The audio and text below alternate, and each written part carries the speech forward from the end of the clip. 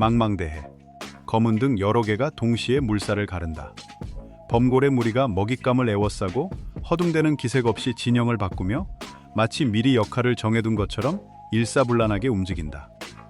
몇 시간 뒤 이들은 해초를 가지고 놀고 새끼를 수면 위로 밀어 올려주며 지느러미로 동료들과 스킨십을 나눈다. 무자비한 사냥꾼, 다정한 가족, 호기심 많은 장난꾸러기의 모습이 한 생명체 안에 공존하는 것이다. 이러한 이면 세계는 과연 얼마나 복잡하며 우리가 목격한 이 모든 행동을 단순한 본능이라고 단정지을 수 있을까?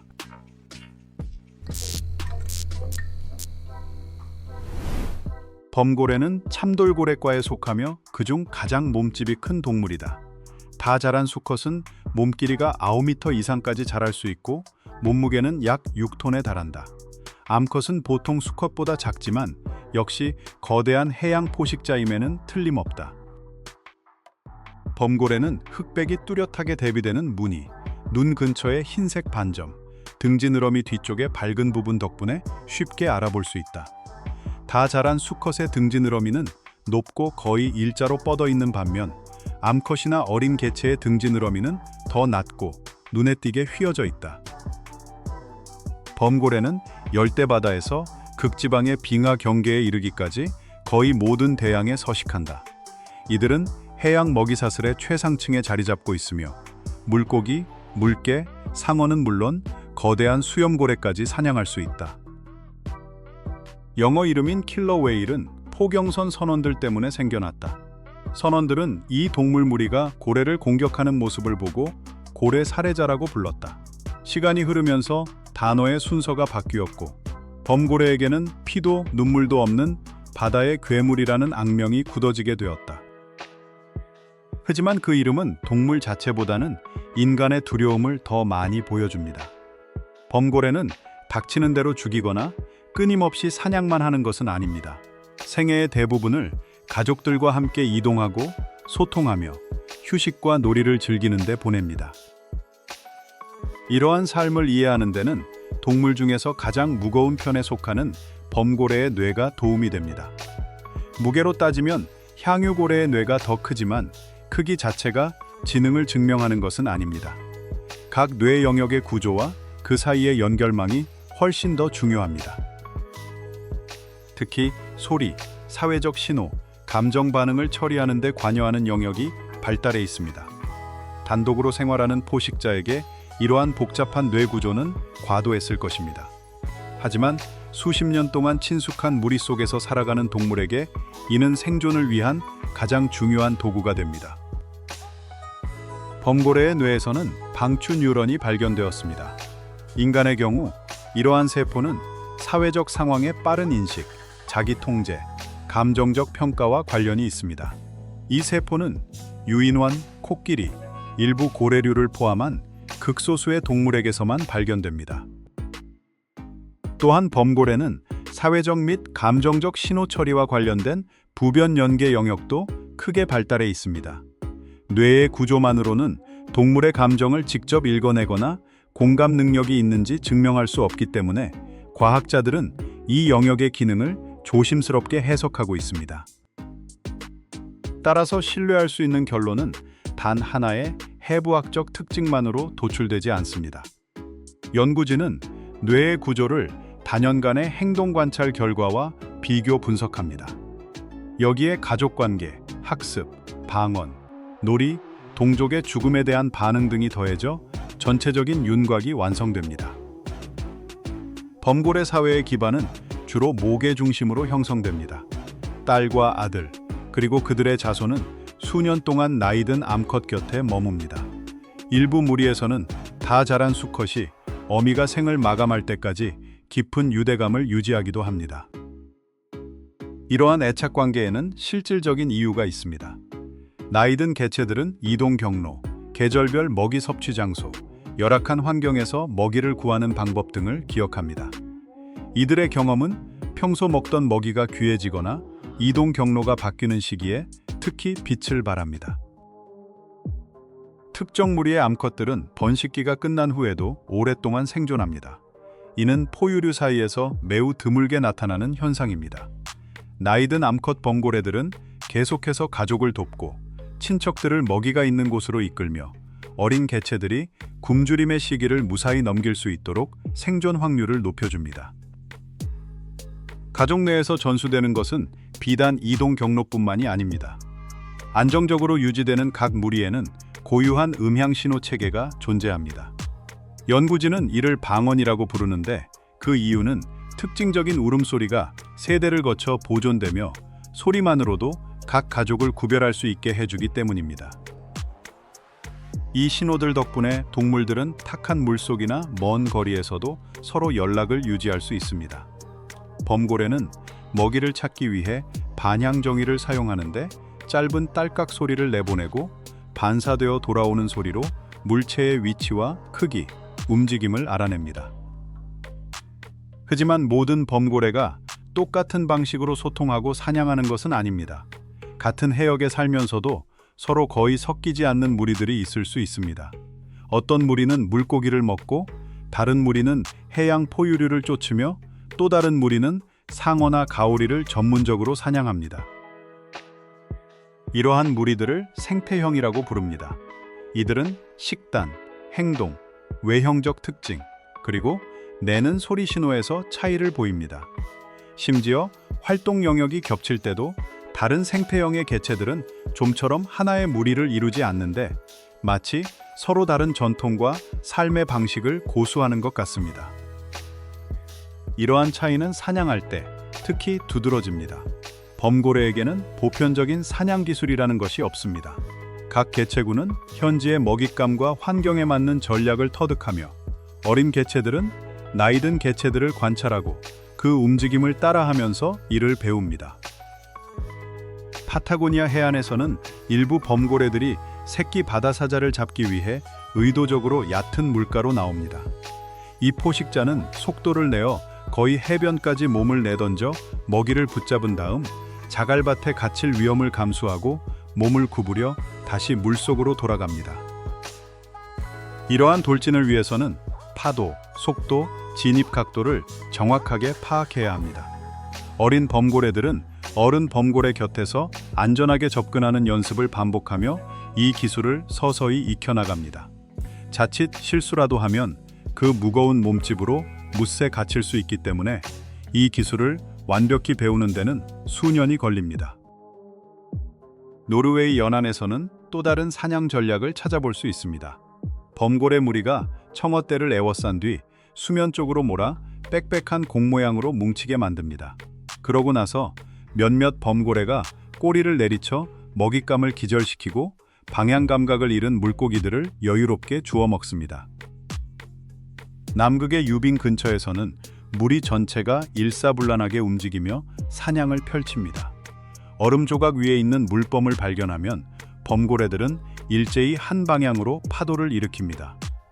이 거센 물살이 얼음을 쪼개거나 덮치면서 먹잇감을 물속에서 대기하고 있던 동료들 쪽으로 휩쓸어 버립니다. 이러한 기술들이 모든 범고래에게 본능적으로 나타나는 것은 아닙니다. 각 무리 내에서 고유하게 유지되며 오직 학습을 통해서만 다음 세대로 전수됩니다. 그렇기 때문에 학자들은 이를 단순한 유전적 본능이 아니라 사회적 교류를 통해 습득되는 행동, 즉 문화의 개념으로 설명하는 경우가 점차 늘고 있습니다. 이러한 문화적 특징은 사냥 외의 상황에서도 엿볼 수 있습니다. 범고래들은 지나가는 배가 만들어낸 파도를 타며 놀거나 물건을 공중으로 던지고 머리나 지느러미에 해초를 얹고 다니기도 합니다. 이러한 행동은 먹이를 구하는 데 아무런 실질적인 도움이 되지 않지만 휴식을 취할 때면 어김없이 반복되곤 합니다. 때로는 새로운 놀이가 무리 안에서 빠르게 퍼졌다가 그만큼 갑자기 사라지기도 합니다. 한 개체가 어떤 행동을 시작하면 다른 개체들이 이를 따라합니다.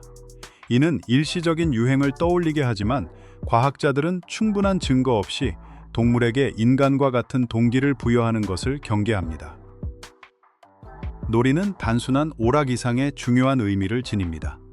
놀이를 통해 어린 동물들은 신체 조정 능력을 기르고 동료들의 반응을 살피며 허용되는 행동의 경계를 배웁니다.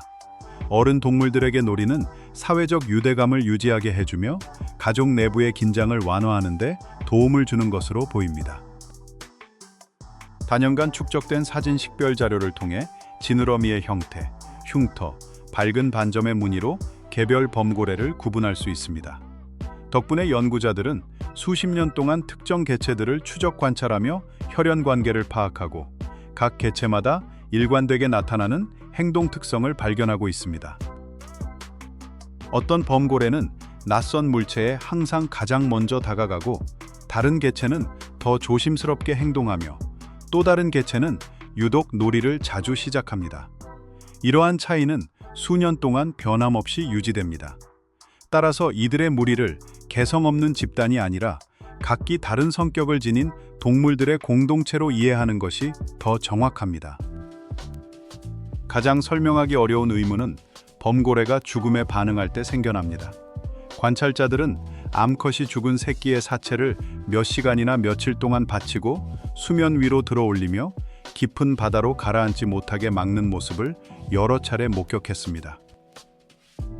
널리 알려진 한 사례에서 암컷은 죽은 새끼를 2주 이상 업고 다니며 가족과 함께 엄청난 거리를 이동했습니다.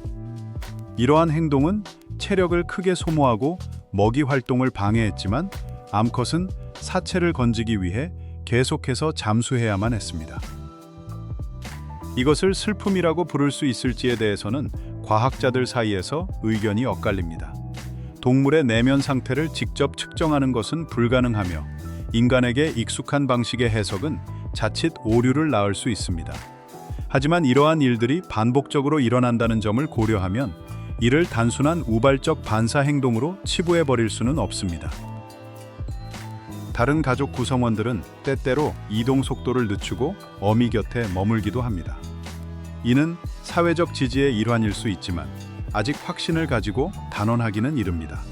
여기에는 과학적 신중함이 요구됩니다. 관찰된 행동을 그럴듯한 주관적 해석과 분리해야 하기 때문입니다.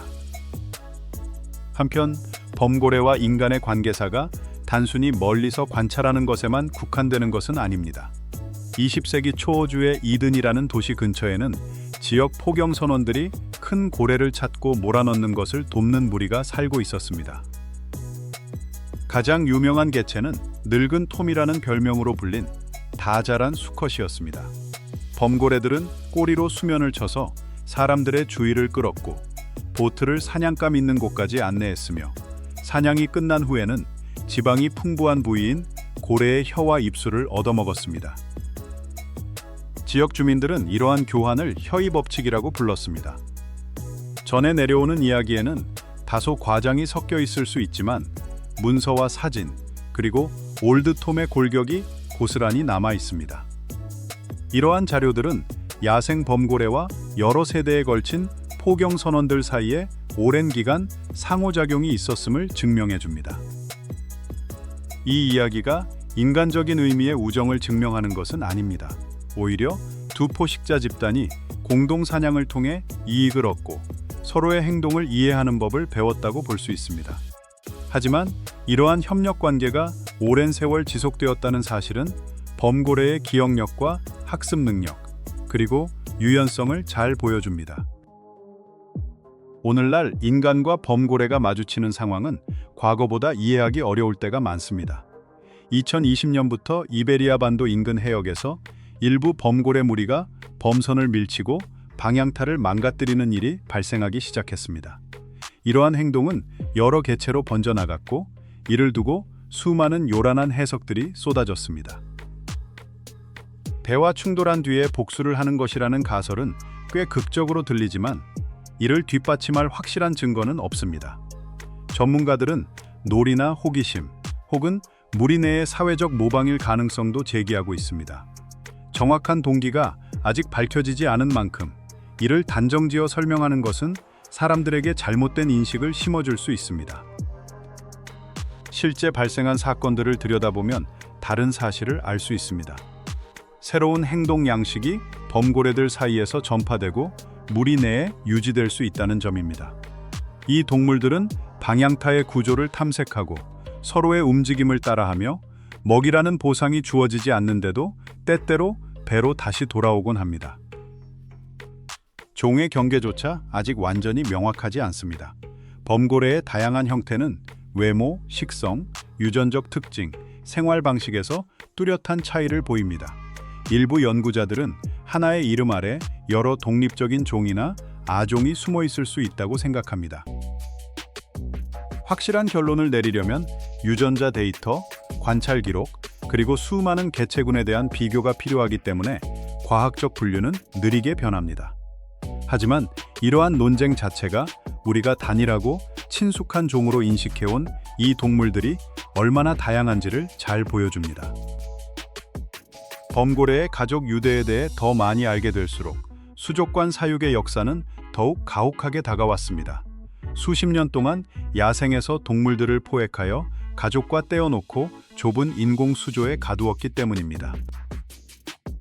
사육 상태에서 태어난 범고래조차도 공간적 제약과 무리를 선택할 수 없다는 문제에 직면합니다. 야생에서는 매일 먼 거리를 헤엄치고 익숙한 목소리를 들으며 안정적인 가족관계 시스템 속에서 살아갑니다. 수족관에서는 서로 다른 개체군 출신으로 낯선 신호를 사용하고 습성이 맞지 않는 개체들이 함께 지내게 될 수도 있습니다. 이 동물들에게서는 치아 손상, 반복적인 행동, 무기력증, 공격성 표출 등이 관찰되는데 이는 만성 스트레스와 관련이 있는 것으로 여겨집니다. 모든 특이한 행동이 곧바로 고통을 의미하는 것은 아니며 시설마다 환경도 각기 다릅니다. 하지만 제한된 공간, 인위적으로 구성된 무리, 그리고 갈등을 피할 수 없는 상황은 바다에서는 피할 수 있는 문제들을 야기합니다. 야생 범고래에게도 위험은 존재합니다. 먹이 사슬의 최상위에 있기 때문에 다양한 먹이를 통해 섭취한 잔류성 오염물질이 체내에 축적됩니다. 특히 공업 지역에 서식하는 개체들의 지방 조직에서는 매우 높은 농도의 오염물질이 발견됩니다. 굶주릴 때 범고래는 지방을 소모하는데 이 과정에서 축적된 물질의 일부가 혈액으로 흘러들어갑니다. 오염물질은 면역 체계, 번식, 그리고 새끼의 성장에 영향을 미칠 수 있습니다. 작은 개체군에게는 약간의 출생률 감소조차 심각한 위협이 됩니다. 또 다른 문제는 소음과 관련이 있습니다. 선박, 수중음파 탐지기, 그리고 산업활동은 범고래가 먹이를 찾고 서로 소통하는 데 사용하는 신호를 방해합니다. 이로 인해 범고래는 소리의 크기, 주파수 또는 길이를 바꿔야만 하고 이는 추가적인 에너지 소모로 이어집니다. 물고기를 주식으로 하는 개체군에게는 주 먹이의 감소가 특히 위험합니다. 북미 태평양 연안의 남방 정주영 범고래는 치누크 연어에 크게 의존합니다. 연어의 수가 줄어들면 이들은 영양 상태가 나빠지고 번식률이 떨어지며 새끼를 잃는 경우가 더 잦아집니다. 개체 수가 적으면 모든 문제가 더욱 심각해집니다. 다 자란 암컷의 죽음은 단순히 한 마리의 개체를 잃는 것뿐만 아니라 축적된 경험, 태어날 수 있었던 새끼들, 그리고 앞으로도 오랫동안 친척들과 나눌 수 있었던 지식의 상실을 의미합니다. 따라서 범고래 보호는 포획을 금지하는 것에만 국한되지 않습니다. 어족 자원을 회복하고 화학적 오염을 줄이며 수중 소음을 감소시키고 주요 먹이 활동 장소를 보존해야 합니다. 개체군마다 필요한 조치의 종류는 다를 것입니다. 장기적인 관찰 역시 그에 못지않게 중요합니다. 장기적인 관찰을 통해서만 어떤 무리의 규모가 줄어들고 있는지, 식단이 어떻게 변하고 있는지, 누가 어린 개체들에게 기술을 전수하는지 파악할 수 있습니다. 짧은 탐사는 단편적인 사건을 포착할 수는 있지만 특정 개체의 삶에서 그 사건이 갖는 의미를 보여주지는 못합니다. 결과적으로 우리가 범고래에 대해 흔히 가지고 있는 두 가지 이미지는 모두 사실이 아닌 것으로 드러납니다. 범고래는 감정 없는 살인 기계도 아니고 사람처럼 생각하는 바다의 현자도 아닙니다. 이처럼 복잡한 삶을 살아가는 동물에게 그런 정의는 너무나도 단순합니다. 우리 앞에는 정교한 집단 사냥 능력을 갖춘 강력한 포식자가 있습니다. 동시에 범고래는 목소리로 친척을 알아보고 자신이 속한 무리의 전통을 익히며 놀고 배우고 가까운 개체의 죽음에 각기 다른 반응을 보이는 가족의 일원이기도 합니다. 우리는 아직 범고래의 내면적인 감정을 확실하게 묘사할 수 없습니다. 하지만 그들의 행동을 지켜보고 단연간의 관찰 결과를 비교하며 우리 지식의 한계를 인정할 수는 있습니다. 이러한 신중함은 이야기를 빈약하게 만드는 것이 아니라 오히려 더 진솔하고 설득력 있게 만듭니다. 수면 위로 죽은 새끼를 떠받치고 있는 암컷이 슬픔의 본질에 대한 명확한 해답을 주는 것은 아닙니다. 하지만 그 암컷의 끈질긴 모습은 수십 년 동안 기억하고 선택하고 학습하며 관계를 형성하는 이 동물을 더욱 주의 깊게 바라보게 만듭니다. 이제 문제는 범고래가 모든 면에서 인간과 닮았는지가 아닙니다. 범고래는 인간과 전혀 다르게 생겨났으며 소리와 깊은 바다, 그리고 가족의 전통이라는 세계에서 살아갑니다. 더 중요한 것은 따로 있습니다. 우리가 범고래를 단순한 전시물로 취급하는 것을 멈출 수 있을 만큼 충분히 알고 있는가 하는 점입니다.